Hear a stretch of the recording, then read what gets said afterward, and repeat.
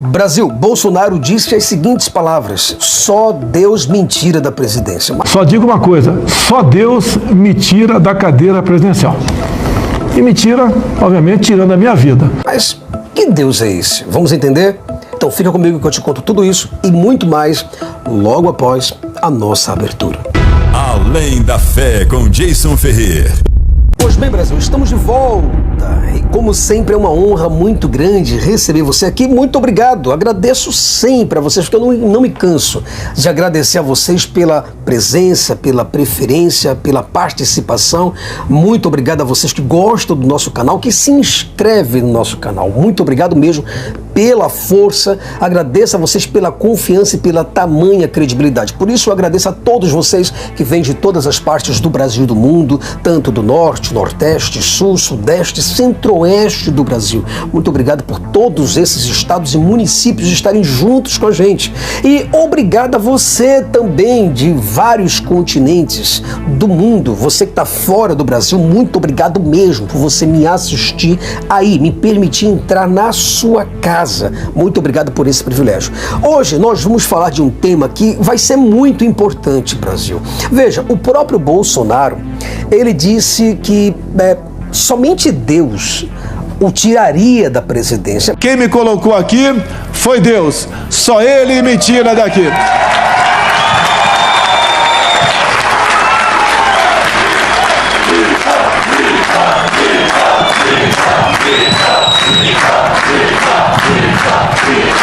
É uma missão que eu tenho. E só Deus me tira daquela cadeira. Mas a pergunta, na verdade, é quem o colocou lá? Foi Deus também? E se Deus o colocou, por que Deus agora resolveu tirar Bolsonaro? Ah, mas Deus não tirou Bolsonaro, então Deus também não colocou o Bolsonaro lá. Então, Brasil, a mensagem de hoje não tem por objetivo ridicularizar o candidato perdedor, nem tampouco ridicularizar os seus apoiadores nesta campanha presidencial, mas trazer uma reflexão religiosa e política para que definitivamente, eu digo isso, definitivamente e claramente reflitamos sobre a ideia de que os deuses não fazem parte da nossa política ou dos nossos negócios, dos nossos jogos, esportes, culturas, apostas, inclusive, ou opiniões, ou preferências, ou aptidões sexuais. Simplesmente, Brasil, porque os deuses fazem parte única e exclusivamente da nossa imaginação, da nossa criatividade. Nós somos os criadores dos deuses. E os deuses foram feitos conforme a nossa imagem. E eu sei que muitas pessoas dizem que a campanha política depende da oração. Isso é mentira. Pedindo, Mãezinha, a tua intercessão, pedindo a misericórdia de Deus nesta hora. É o que nós precisamos. Nós não estamos aqui por causa do Lula, nós não estamos aqui por causa de Bolsonaro, nós estamos aqui por causa da nossa pátria, nós estamos aqui por causa para nós defender a nossa igreja, nós estamos aqui para defender a nossa família, nós estamos aqui para defender as nossas crianças, aquelas crianças que estão no ventre das mães. Então, mãe, nós estamos aqui agora. Mãe, a senhora que possa interceder por nós. Só o teu filho, Jesus, que possa interceder agora por nós. Não é o humano, não é o brasileiro, não é ninguém que possa, mas o teu filho, Jesus. Isso é mentira, porque a oração não funciona aqui em canto nenhum. Ainda que o suposto povo de Deus chame, grite, se humilhe, ore, busque a face de Deus e prometa se desviar do seu mau caminho, Deus algum ouvirá dos céus e agirá em favor desse povo, como diz em 2 Crônicas, capítulo 7, versículo 14.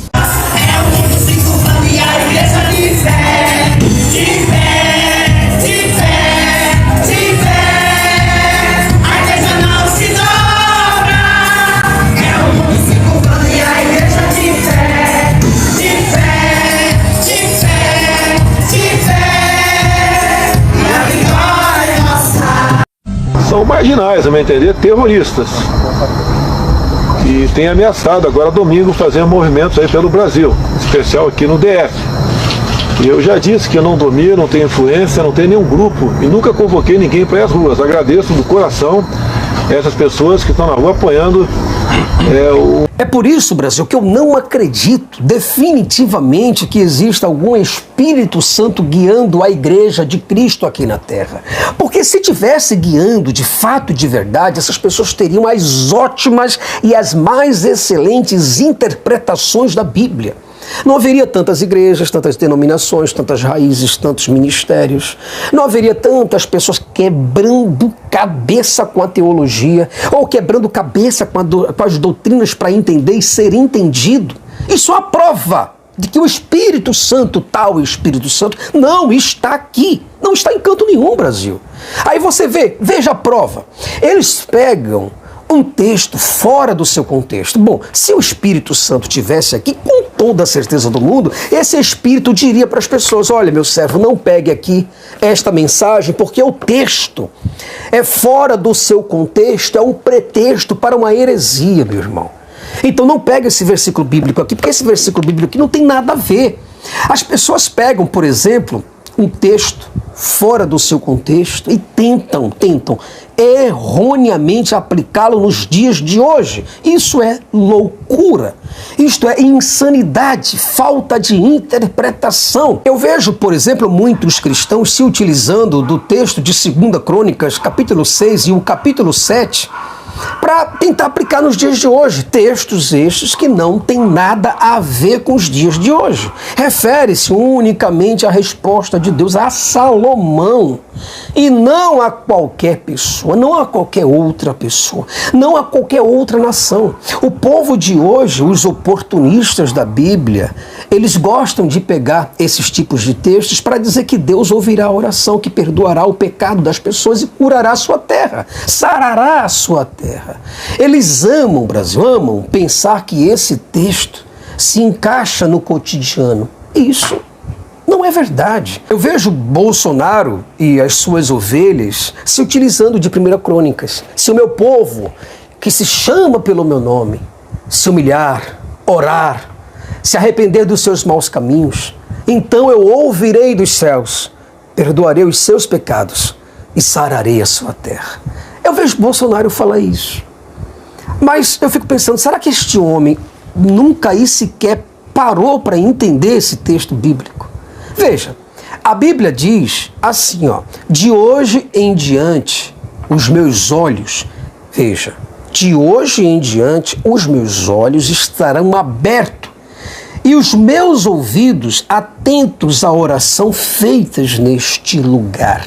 Não é nesse nem naquele lugar, neste lugar. Mas que lugar é este? É o templo de Salomão, do antigo Israel. Não tem nada a ver, Brasil, com os dias de hoje.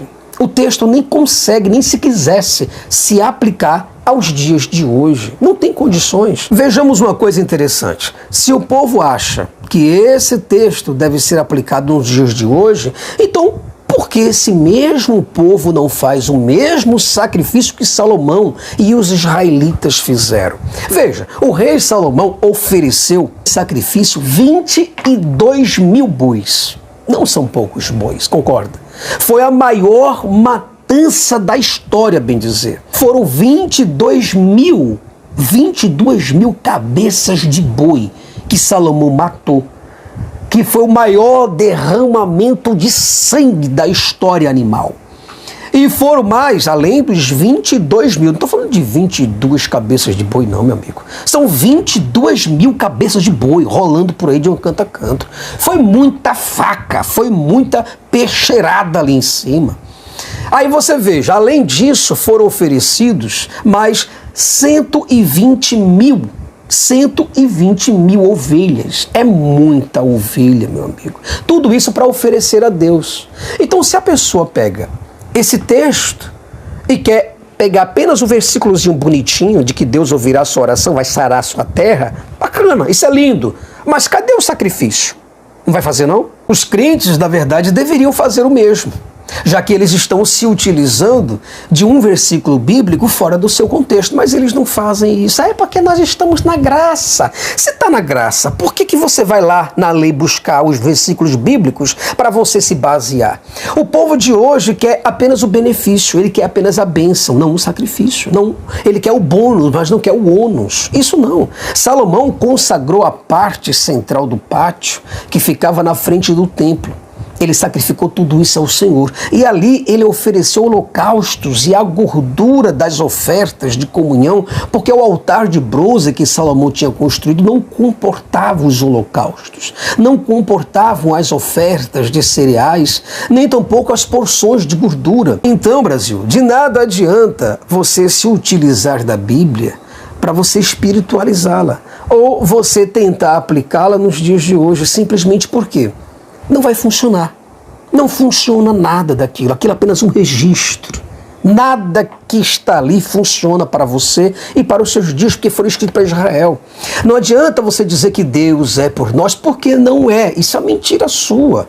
Num campo de batalha, por exemplo, Deus está torcendo, vamos colocar assim na torcida de Deus, Deus está torcendo pelos dois lados, mas só vence quem atira bem e quem está bem preparado. Eu digo para você com todo pesar, eu sei que é difícil para você ouvir isso, mas infelizmente o que está escrito dentro da Bíblia não tem validade, não tem poder algum, porque se trata apenas de historinhas, nada mais. E eu sinto muito em dizer para você, eu também acreditei na Bíblia. Durante muito tempo acreditava que aquilo era um registro de Deus. Mas a Bíblia e o livro do Harry Potter têm a mesma importância literária. Quer dizer, o que um é, o outro é. Nada mais de diferença. Então, não deixe as pessoas te enganarem, pedir teu voto, para que você possa cair nesta cilada, nesta ideia de que Deus escolheu fulano, que Deus escolheu Beltrano, ou que Deus escolheu Cicrano para ocupar algum cargo político. Por favor, Brasil, não seja tão ingênuo. Como é que Deus, pensa comigo, como é que Deus vai sair do seu próprio lugar para ajudar um filhinho especial a entrar num mecanismo podre de uma política fracassada e não ajuda uma criança com câncer, ou alguém que está sofrendo de abusos sexuais, ou outras crianças que estão em cativeiro, ou ajudar os pais a acharem os seus filhos desaparecidos? Que Deus é esse que está aí do lado de Bolsonaro, que é Deus acima de tudo? Isso é papo furado, Brasil. Não tem Deus acima de tudo, não. Não tem Deus que vem para falar com Bolsonaro, para apresentar anjos, né, para que anjos possam aparecer para a jornalista lá no quarto do hotel, que disse que Deus viu anjos lá. Isso não existe, Brasil. Gente, ontem aconteceu uma coisa tão especial aqui. Eu tô nesse hotel aqui em Brasília, a trabalho, e ontem eu tava ajoelhada ali do lado da cama, orando, pedindo a Deus pelo nosso país. E eu, diante de Deus, eu senti um monte de anjos aqui em cima da minha cama. Um monte. Como se o quarto tivesse coberto por anjos. Olha, de verdade. Eu tava ajoelhada aqui, bem aqui, e o teto inteiro eu senti rodeado de anjos. A pergunta que eu faço honestamente para você é o seguinte: que Deus é este que Bolsonaro coloca acima de tudo, acima de todos, acima do Brasil? Que Deus é esse que está do lado de Bolsonaro? Que Deus é esse que está tão preocupado com que Bolsonaro ganhe a campanha eleitoral dentro do Brasil? Por favor, Brasil, é evidente que você acreditar numa coisa dessa daí, você mostra o grau da sua ingenuidade, ou da sua ignorância, ou da sua esperteza. Bom, Brasil, chegamos ao fim de mais um vídeo e eu gostaria muito que essa mensagem chegasse no teu coração. Por favor, não fica irado comigo. Eu tenho o meu jeito mesmo, que é meio tempestuoso, uma maneira muito diferente de falar. Eu coloco minhas emoções para poder falar com o meu público. As pessoas que já me conhecem sabem a maneira que eu falo. São 2 anos dentro do YouTube, falando do mesmo jeito, tendo essa mesma pegada, colocando os meus sentimentos, os meus pensamentos, as minhas revoltas, as minhas opiniões para fora. Então, eu espero muito que você possa ter entendido. Não fica com raiva de mim, não. Eu sou uma pessoa muito legal, muito gente boa, tá? Uma pessoa que realmente até te pagaria um café se você me conhecesse pessoalmente. Então, eu sou brabo, mas sou brabo nas minhas opiniões, mas particularmente, eu sou uma pessoa mansa, tranquila, uma pessoa de paz. Mas eu sempre trago uma reflexão, é uma reflexão das minhas conclusões. E o que eu quero dizer para você hoje é que esses políticos e pastores que usam o nome de Deus da forma mais picareta e leviana possível, com a finalidade de enganar o seu próximo. É isso que está acontecendo. Essas pessoas estão usando o nome de Deus. A pergunta que eu faço para você é o seguinte: como é que um homem que é a favor de pátria, família, Deus e liberdade pode ser a favor da comercialização de armas de fogo? Como que esta pessoa em sã consciência pode promover guerra contra a educação pública? Como que essa pessoa pode bloquear e cortar recursos públicos, achatar salários de professores e prever o aumento e a tributação sobre livros?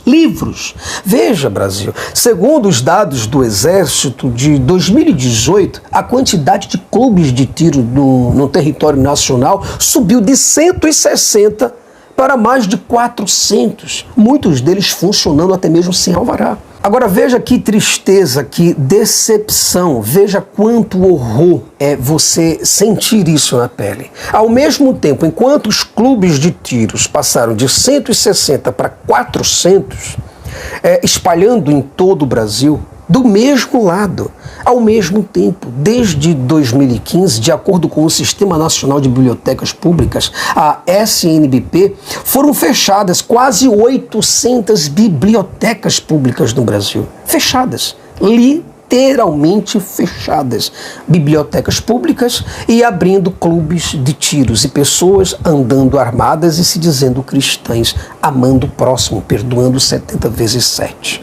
É impressionante que essas pessoas que andam armadas, elas têm um discurso de perdoar o próximo, de se receber um tapa no rosto, dar a outra face. Eu não entendo como uma coisa se encaixa perfeitamente na outra. Eu realmente não sei que Brasil é esse, não sei que país é esse, que presidente é esse, que Deus é esse, que cristãos são esses. Que caminho o país está trilhando ao demolir um projeto integral e universal de educação pública, ao mesmo tempo em que promove o consumo de armas, violência e embrutecimento, Brasil. Um Brasil desse realmente precisa mudar. Nós precisamos de segurança pública, de menos pessoas armadas nas ruas, de mais livros, de menos igrejas, de mais universidades. Precisamos de menos pastores e mais cientistas, Brasil. Bom, um forte abraço para você, muito obrigado por tudo. Agradeço a todos que gostam do meu vídeo, que vêm aqui espontaneamente, que clicam, que deixam like, que se inscreve, que compartilha, que sugestiona, que nos ajuda. Muito obrigado mesmo. A você que pode e quer nos ajudar através do Pix, por gentileza, pessoal, nos ajude para que nós possamos chegar mais longe e para que nós possamos alcançar mais corações e mais mentes. Um forte abraço para você, eu espero você no próximo vídeo. Tchau, tchau. Se você gosta do nosso conteúdo e deseja de forma espontânea e generosa nos ajudar a continuar a expandir este projeto pelo Brasil e pelo mundo, por favor, contribua e ajude-nos através do Pix. O nosso Pix está aí. O Além da Fé lhe agradece profundamente por este ato de consciência, maturidade e responsabilidade social.